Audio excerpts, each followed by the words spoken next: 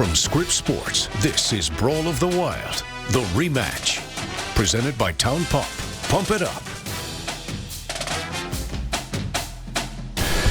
Hello, everybody. I'm Scott Breen, along with Casey Conlon and the Scripps Sports team. We are ready to set the table for what is arguably the biggest football game, maybe the biggest sporting event ever played in the state of Montana. In the 125 meetings between Montana and Montana State, this will be the first time the Cats and Grizz have ever played each other in the football playoffs. And if it wasn't big enough, Saturday's winner in Bozeman will clinch a spot in the FCS National Championship game. We have a full hour of insight ready. Our game analysts will break down both teams and how they can punch that ticket to Nashville. Plus, key players. We'll hear from them and how they've helped deliver their teams to your FCS Final Four. All right, let's start with how they both got here. Sponsored by Alara Jewelry, always artisan, never rushed. After successful regular seasons, both the Cats and Grizz earned first-round byes in the playoffs, then pummeled the two opponents from the Mount Rushmore State, did Montana, putting up 50-plus points against both South Dakota State and South Dakota. Cat games have been closer. They took down a stubborn Yale team in their opener, then backed it up with a more convincing win over Stephen F. Austin. You know, the Bobcats came into the season with one big question mark. How to replace quarterback Tommy Mellott, last year's FCS Player of the Year. Well, Coach Brent Vigen tabbed Division I transfer Justin Lamson to lead a team that already had two battle-tested running backs. After two tough losses to open the season, Lamson settled into his role, leading the group to 12 straight wins, including 8 in a row at Bobcat Stadium. The Cats won the Big Sky Conference Championship for the third time in the past 4 years. The balanced attack, scoring almost 40 points a game. Believe it or not, the defense might be even better, with 2 All-Americans on the defensive line and Paul Brott and Kenneth Iden IV, and the Big Sky Defensive Player of the Year back in the secondary in safety Caden Dowler. The Grizz, meanwhile, bring a 13-1 record into this semifinal. They own impressive wins over 3 Missouri Valley Conference teams and knocked off all their Big Sky opponents except the Bobcats, dropping that one 31-28 over in Missoula 4 weeks ago, which is why they travel this weekend. Their offense, one of the best in UM history, accounting for over 6,500 yards, breaking a team record that stood for more than 2 decades. The defense, characterized as bend, don't break, until the playoffs, where they've turned into an absolute shutdown squad, stopping both the run and the pass with a big dose of QB quarterback pressure. The Scripps Sports has partnered with the Big Sky Conference this year on 19 live game broadcasts. We have 2 of the best analysts working our games who know a bit about these 2 teams. Yes, Ty Gregorak has been on both sides, a former coach of both the Cats and the Grizz, along with former Grizz great Jordan Tripp. They join us now for a look at the Brawl Take 2. And Ty, let's start with you. Give us some insight on that Bobcat offense. Well, there was a lot of uncertainty going into the season. You know, you lose a guy like Tommy Mellott. You've got a new offensive coordinator in Pete Sturbuck. You've got a new offensive line coach, a new running back coach, and, oh, by the way, and we're going to get to it in another segment, but a brand these guys, Coach Vigen always talks about complementary football. And I think the offense itself has been complementary. The running game has set up the passing game. And you look at the rush yards per game, it's not as crazy as it's been the last few years in terms of going over 300 almost every game, but they're still getting 234 on the ground and 202 in the air. You got to love guys like Taco Dowler. I mean, both he and his brother have had unbelievable seasons. He's absolutely one of the go-to guys. Everybody knows it. I think this receiving core has really come together too. I mean, just again, complementary football. They're putting up about 436 yards a game. I think they've done a great job. Coach Pete Sturbuck in his first year, that right there, something that has to be hit on. That tight end core. I mean, 2, 3, 4 of them that are playing. I mean, shoot, even Leuven's Valson got his first touchdown last week against Stephen A. The tight ends have been an awesome surprise this year, and they're used a lot. Jordan, one of the only offenses maybe even more impressive than Montana State has been Montana's. In fact, they set a program record this year for total yards. Yeah, I mean, let's just start with the Montana offense. Like you said, points per game, 40 plus, 50 plus in the playoffs. What I think it really comes down to, though, is Coach Brent Peace is a very aggressive coach, but he hasn't necessarily always had the players to, use that aggressive offense in the right way. You got a quarterback in Kaylee Ayat who can really push the ball downfield and outside the numbers. We'll see that later. But this guy is what makes it all go. Eli Gilman, their bell cow, man. And I mean, he's just such a patient runner. He runs with his shoulders square to the line of scrimmage, draws the defense in, and then has the ability to hit the home run and pop it down the sideline. And you see him right here with his elite speed down the sideline in one of the biggest games of the year. And then Michael Wortham, man. The kids do it all. He can throw, he can pass, he's a returner. As a former defender, I used to hate playing against guys like this because you really have to be aware of where he's at all over the field. And, I mean, let's not forget about Evan Schaefer, the tight end, and Bohannon and Brooks Davis. I mean, they talk about the big three, but good God, I mean, Drew Deck has really came on strong. Corbin Hendricks, number 14 right there, the true freshman. The kid runs a 10.4 100 meter. They got weapons all over the field. And the quarterback is what really makes it all go. And Brent Pease has just gotten more creative as the season has gone on with this offense. All right, fellas, thanks for the offensive outlook. In 30 seconds apiece, Ty, we'll start with you. Give me some defensive notes. What impresses you? Well, yeah, I mean, Sean Howe, who took over, he's been with Coach Vegan the entire time Coach Vegan's been here. Getting a crack at being a defensive coordinator, he's been incredible. He and his staff have done an unbelievable job. You got the defensive player of the year in Caden Dowler, who's had 6 interceptions in 5 consecutive games. That's incredible, but it all starts up front. This defensive line is deep. They're very, very veteran in that first group. Kenny Iden played like a man amongst boys last week against Stephen F. Austin. That tackle is probably still having nightmares of number 11. This defense has been outstanding, and they didn't give up a point until the first brawl, since Oregon. So they've been outstanding in that middle 8. I just think they've been incredible, buddy. Jordan, the Grizz defense has really stepped up in their 2 playoff games, it seems. What are they doing better? Well, being healthy is one of them. Coach will be the first one to say this. Nobody's healthy at this time of year. Having Keon Loudback the box and just kind of forget about what he's doing.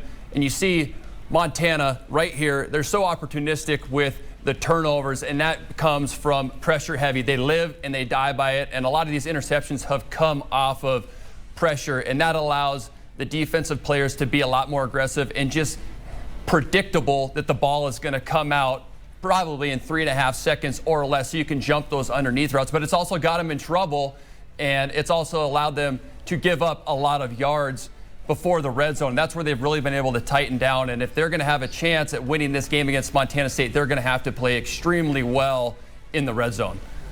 Jordan and Ty, thanks so much. We'll hear much more from you guys coming up in just a little bit. All right, stay with us. Much more to come on our hour-long Brawl of the Wild rematch special, including a closer look inside these 2 programs with championship aspirations. Brawl of the Wild. The rematch continues after this. Presented by Town Pump. Pump it up. Hi, Brawl of the Wild, the rematch, is sponsored by Rocky Mountain College, Montana's first, Montana's finest, and Dr. Lawn Landscape Management, proudly serving the communities of Great Falls, Helena, and Kalispell. Welcome back. The only number that really matters to this point in the FCS playoffs for the Cats and the Grizz is 2, as in 2 wins each. But they've gotten there in different ways. Let's check the tail of the tape, sponsored by Signs of Montana, your local sign experts. Let's start offensively. In their 2 playoff wins, the Cats rolled up over 800 yards in total offense. Grizz topped the 1,000-yard mark. Both teams dominating defense in their last win. Cats sacked the Stephen F. Austin quarterback 5 times. Grizz pressured South Dakota State all day and had 5 tackles for loss. Now, both teams are impressive in takeaways this season. Through last week, the Cats are a +18, the Grizz a +14. Montana coach Bobby Hauck, 20 playoff wins for the Grizz, putting him 3rd all-time in the FCS postseason. MSU coach Brent Vegan has an impressive 10 already in just his 5th season as a head man with the Cats. And how about the big one? Cats have 1 division national championship, Division I, I should say. That was back in 1984. Grizz own a pair of them, 1995 and again in 2001. So the Bobcats will lean on home field advantage again as they draw their 3rd playoff game this month at Bobcat Stadium. They've won 8 straight overall in Bozeman since their Gold Rush loss against South Dakota State. Grizz, meanwhile, hit the road for the first time since mid-November. And how about this? They're chasing their first win in Bozeman since 2015, and with Houck's last head coaching win there in 2009. Luke Shelton with a closer look at the Bobcats. Hey everyone, Luke Shelton here at Bobcat Stadium, and the countdown is on as Montana State gets set to host Montana in the first ever postseason matchup between the Bobcats and Grizzlies. MSU prevailed over UM 31-28 back in November in a high-stakes matchup where the Great Divide Trophy, the Big Sky Conference title, and home field advantage through the semifinals were the spoils that awaited the victor. Well, they went to the Bobcats, who now get set to host the Grizzlies with something even bigger on the line, a trip to the national championship. But of course, what happened at Wa Grizz last month will have no bearing on Saturday's outcome. Winning over there on the 22nd of November doesn't guarantee us anything.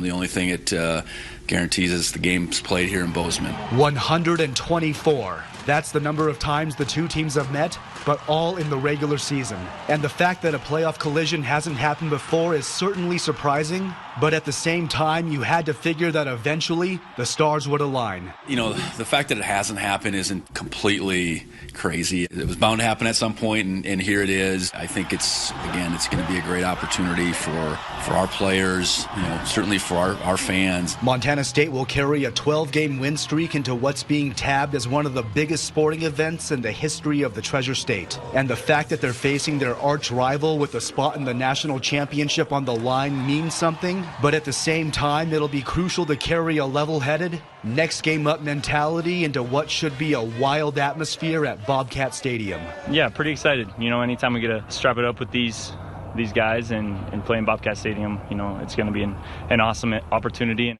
In Bozeman, Luke Shelton, MTN Sports. Never before has the loser of the Brawl of the Wild been offered an opportunity to get right and exact revenge in the playoffs. But that scenario is exactly what the Montana Grizzlies have in front of them as they look to avenge November's loss to Montana State here at Washington Grizzly Stadium, this time over in Bozeman. And their stage, the biggest sporting event in the history of the state of Montana.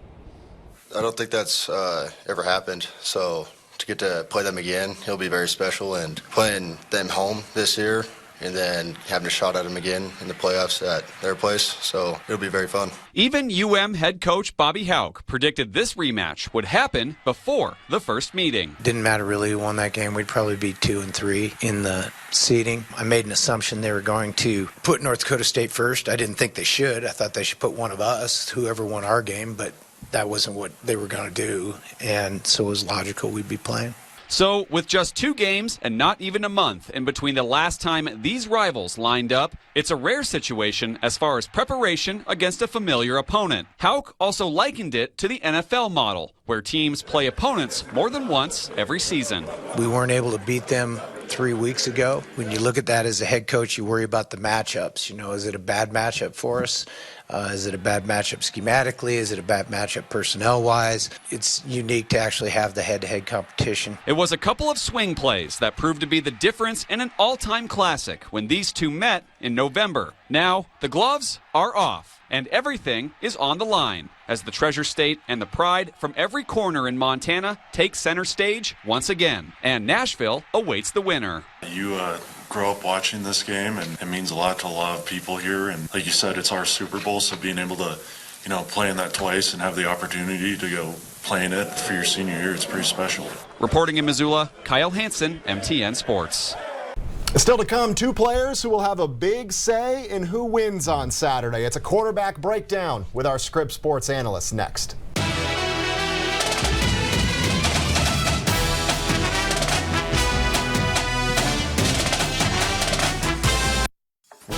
Welcome back to Brawl of the Wild, the rematch, presented by Town Pump. Pump it up.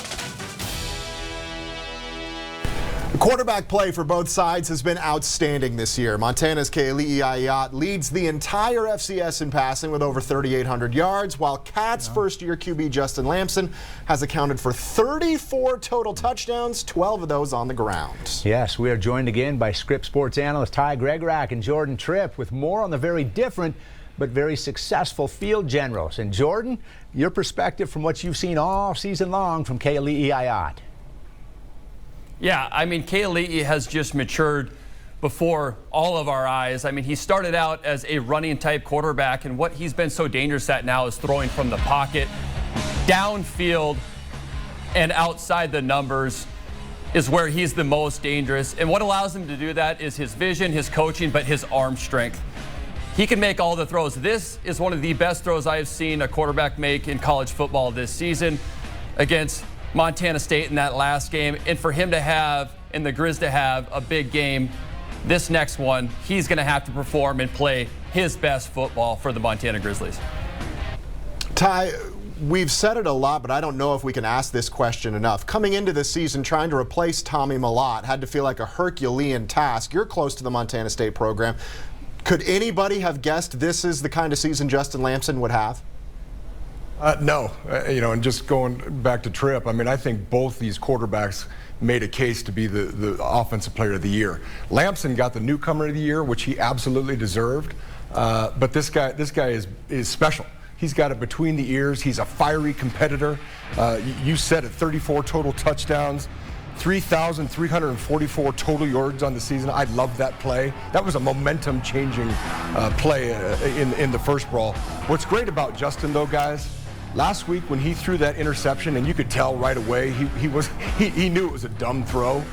That was his first interception in 3 months. 3 months he hadn't thrown an interception, so he's not making foolish throws when they're not there. This kid has been a gift to the program and an absolutely special player for this Bobcat offense. All right, great insight there, guys. I've got a question for each of you. It's the same question, and Jordan, we'll go back to you and start here. Cats, Grizz fans are so fired up about this game and the rematch opportunity. But how dangerous is it just to assume that the winner of this game goes on to win the national title? Because the other half of this bracket should probably not be overlooked. Jordan? Well, I mean, with all due respect to Illinois State and Villanova, I truly believe that this is the de facto national championship. And I do mean that. I mean, with all due respect to them. But these are two of the best teams in the country. I mean, this is the biggest sporting event, questionably, in Montana's history. I mean, I think that this is as good as it gets. The viewership on this game is going to be absolutely unbelievable. What a great game for FCS football. Hey, I agree on the viewership. And so, Ty, there's his prediction. Jordan's just calling it out, saying it. What were your thoughts on like a white-hot Illinois State team right now? Well, Illinois State should be talked about because they've knocked off the champ. I mean, they're playing great football. Villanova hasn't lost since early in the season. Like Jordan was saying, this is the biggest sporting event ever. No offense to Jack Dempsey and the big fight that happened almost 100 years ago, but this isn't the Super Bowl. It's the Super Brawl, and it's dang Christmas. It's Christmas a week early, fellas. This thing is it's awesome, and how lucky we all are up here in the Treasure State to get to experience it. All right, thanks, fellas. Stay put. We're going to come back to you one more time a little bit later in our show. How good was that? Pretty good. Yeah, these guys know what perspective from they're these doing. two. Yeah, the Cat Grizz rivalry dates back well over 100 years, but these rivals did match up in a classic less than a month ago. We look back at this recent Brawl of the Wild coming up next.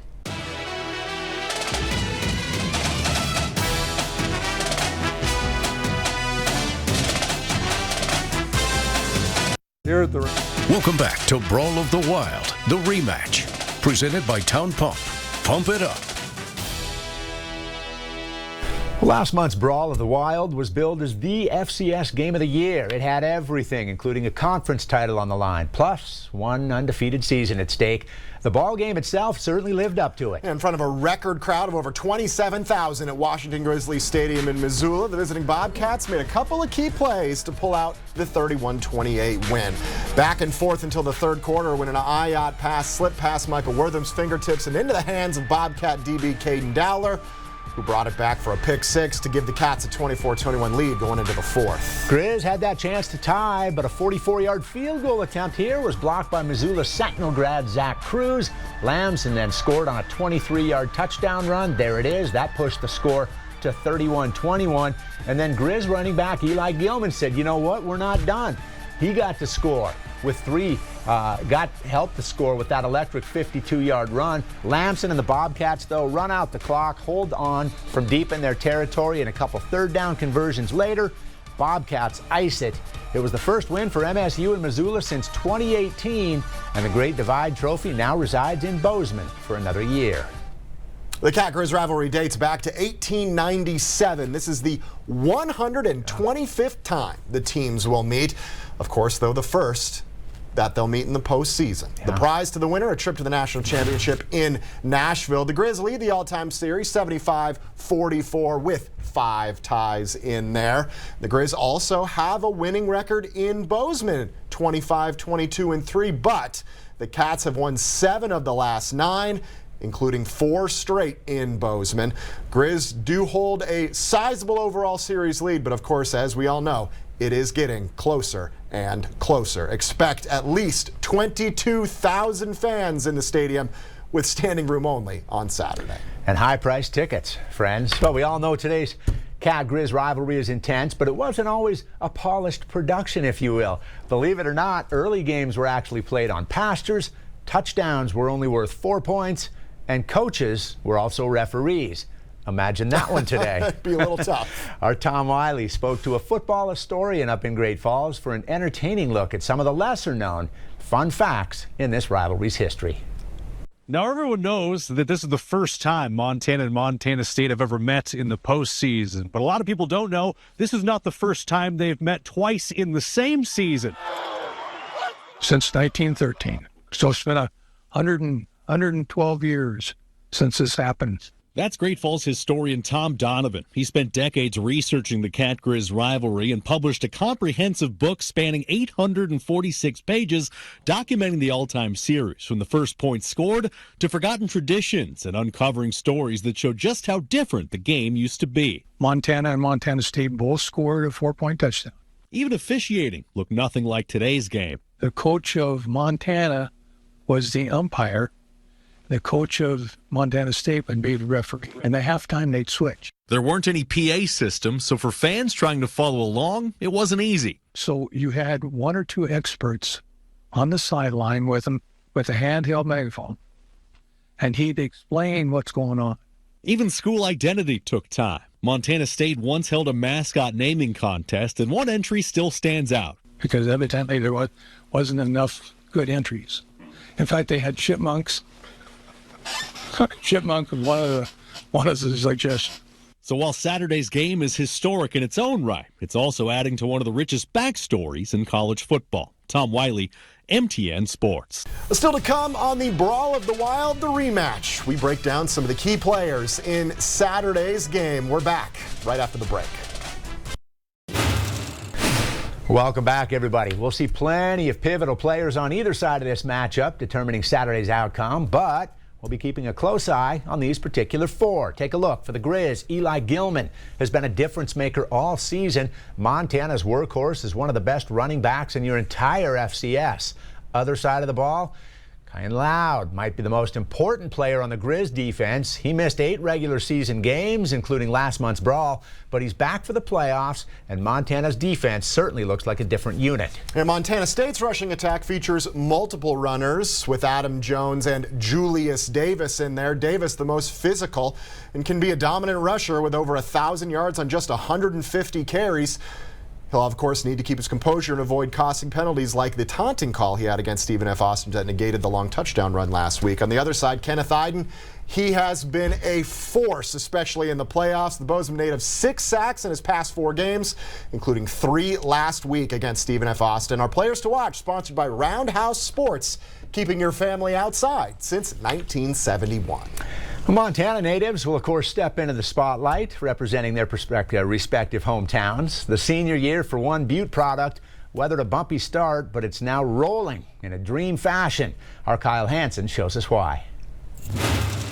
The start to Jake Olson's senior season at Montana was unceremonious, as the Butte product began it watching from the sidelines with a foot injury.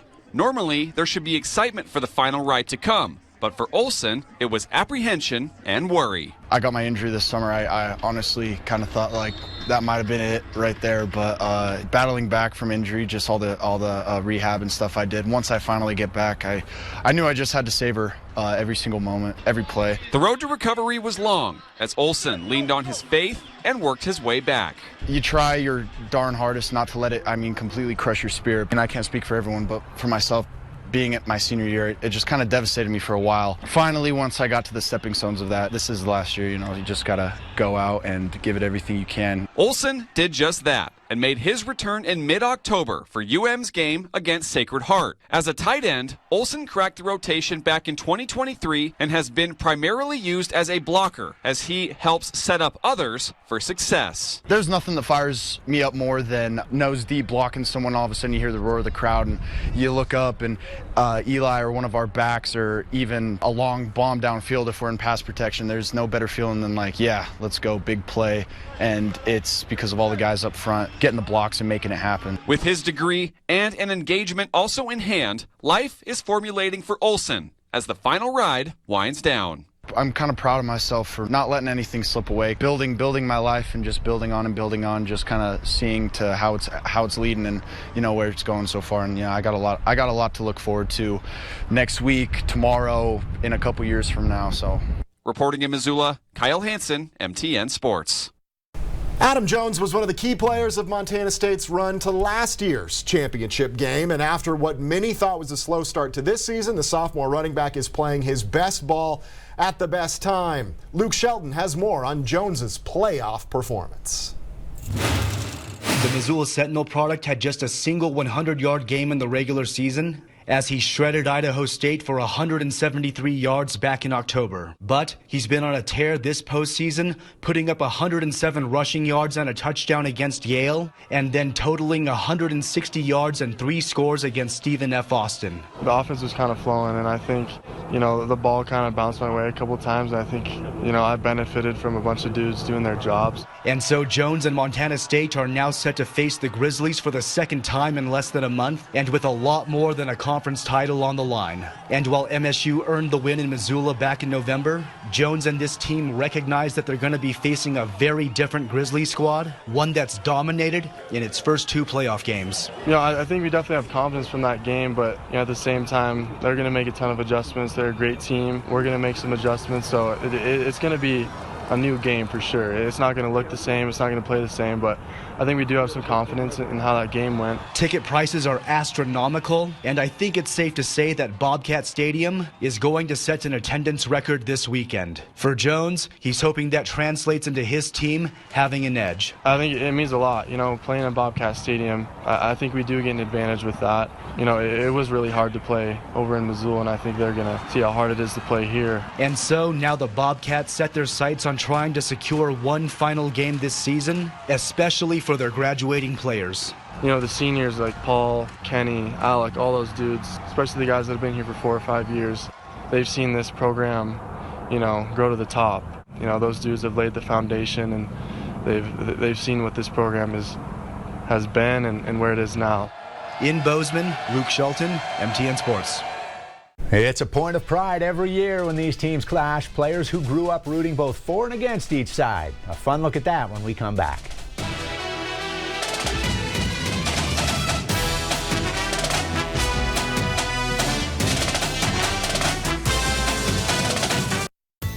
Welcome back to Brawl of the Wild, the rematch.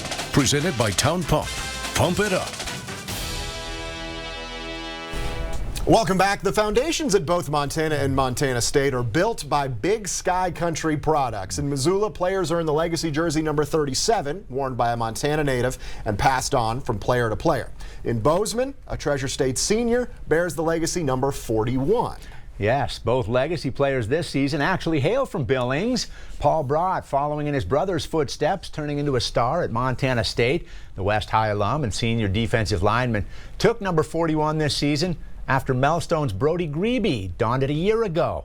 Now over at Montana, former Billings Central Ram Clay Oven is sporting number 37. He's only a sophomore linebacker, inheriting that number from Trevin Gradney, another Billings product who wore it last year. Fun fact, First time ever that UM's legacy number was passed from one Billings player to another.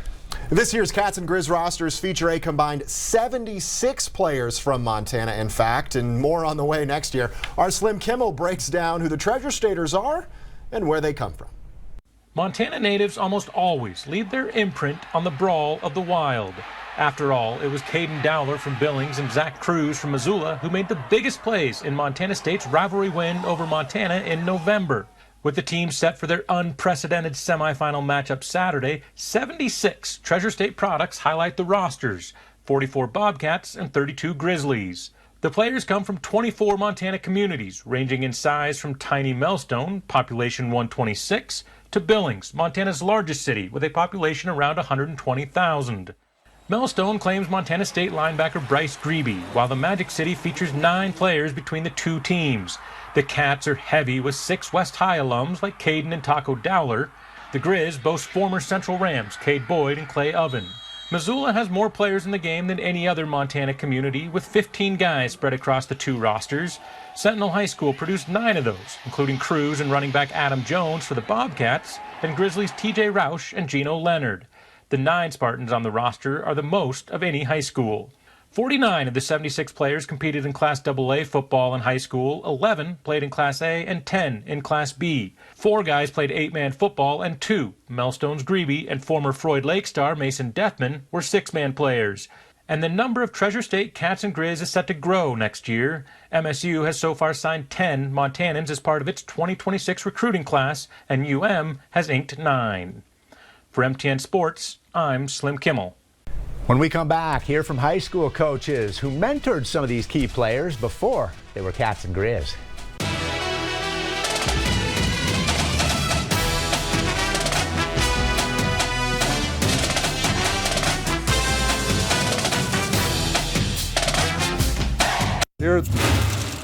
Montana State's offensive line has paved the way for one of the best rushing offenses in the FCS. And the left side of that line is anchored by Montanans Braden Zimmer at tackle and Burke Mastel at guard. Our Alec Boffinger spoke with their high school coaches on their growth into Division I starters.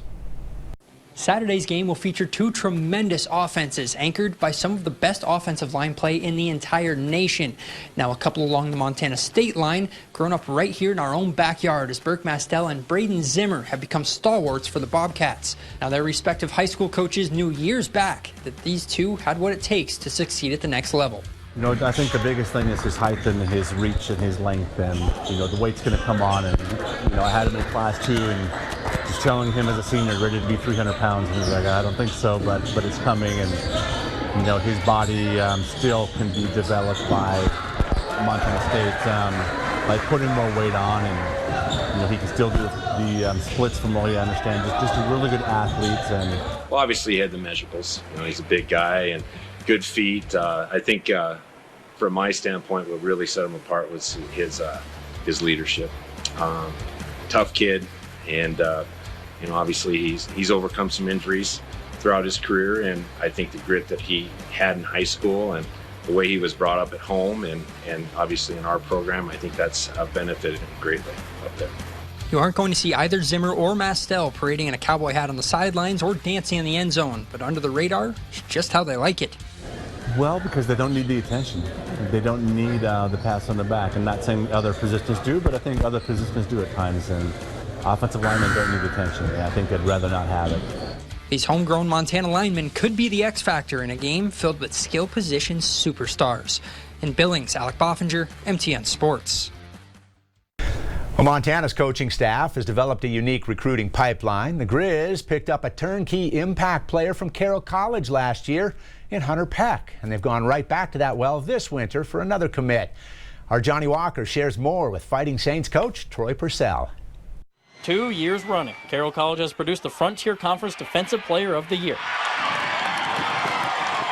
And 2 years running, that player has subsequently transferred to Montana. But it shows well for our ability to develop, you know what I mean, that where they didn't have that opportunity. And now with our coaching and our structure here and our culture here to develop fine young men and great football players.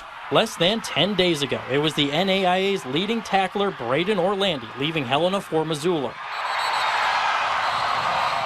And the year before, it was NAIA All-American Hunter Peck, who in his first year with the Grizz just made the Big Sky All-Conference first team, and credits Carroll for making that jump possible. They did a great job of taking me in, developed me and not into a football player, but a young man as well. So, and those life lessons are ones that you take off the football field and arguably the most important part of the game. So in this transfer portal and NIL-dominated era of college football, the coaching staff at Carroll says they understand their position in the larger college football ecosystem. Let us develop you. Let us make you the best you can possibly be for 2 to 3 years. Get some tape, get some good film out there. You get some great balling, along the way. And then when the time is right and it looks good, then you have an opportunity to go up, maybe put a little money in your pocket and get to play at a higher level. So, maybe that kid that wants to be could be a walk-on now has an opportunity to play for us. And like I said, we can develop him. Reporting in Helena, Johnny Walker, MTN Sports. Hang tight. Coming up after the break, we're back with Ty Gregorak and Jordan Tripp to go over their keys to the game. We're right back after this. Brawl of the Wild. The rematch continues after this. Presented by Town Pump. Pump it up. Well, we've broken down matchups, analyzed numbers, and heard from both players and coaches. But what will this game boil down to? Ty Gregorak, Jordan Tripp back for their final act, delivering our keys to the game. Coach Gregorak, we'll start with you on the Montana State side.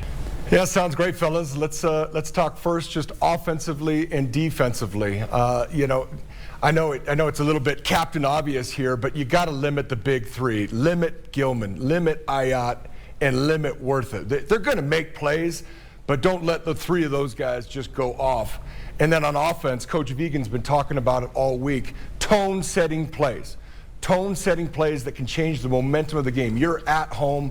Offense, just control the football and get those tone-setting plays.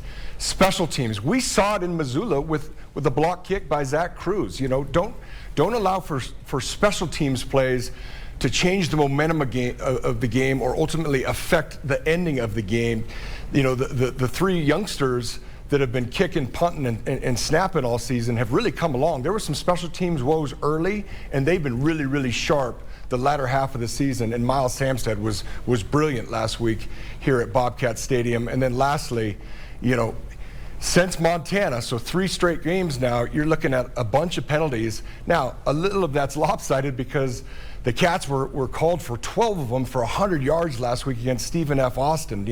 When I said no foolish penalties, one of those penalties had a touchdown taken off the board with the personal foul taunting call. So just play a good, smart, clean game, just like we saw a month ago at Washington Grizz. Yeah, you can imagine those penalties will be cleaned up from head coach Brent Vigen. Okay, that's Ty Gregorak over in Bozeman. Let's shift it back over to Missoula now.